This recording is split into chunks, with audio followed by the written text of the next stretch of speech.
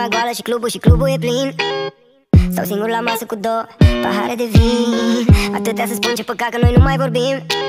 Nici măcar o noapte bună nu ți-am mai spus de vreo lună.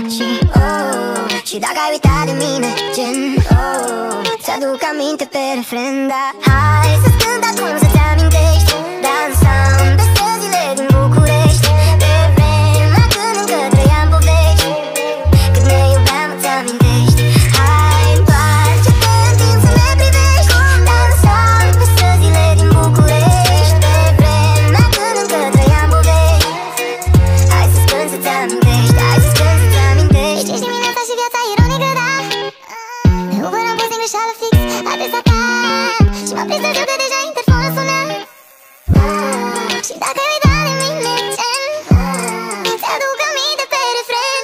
Hai să-ți cânt acum să-ți amintești. Dansam pe străzile din București, pe vremea când încă trăiam povești.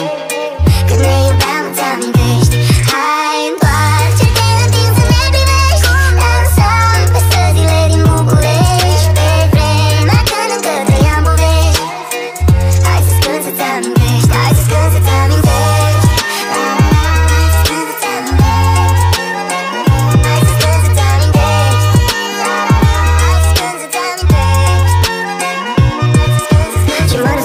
Locurile, pe buze simt săruturile. Orașul ăsta mă duce înapoi, unde mă uit parcă ne văd pe noi. Nu spune că doar eu încă simt. Ne întoarcem, să ne întoarcem în timp. În ultima seară mi-ai spus pe curând. Și dacă ai uitat, hai să-ți cânt. Hai să-ți cânt acum să-ți amintești. Dansam pe străzile din București, pe vremea când încă trăiam povești. Când ne iubeam, îți amintești. Hai, întoarce-te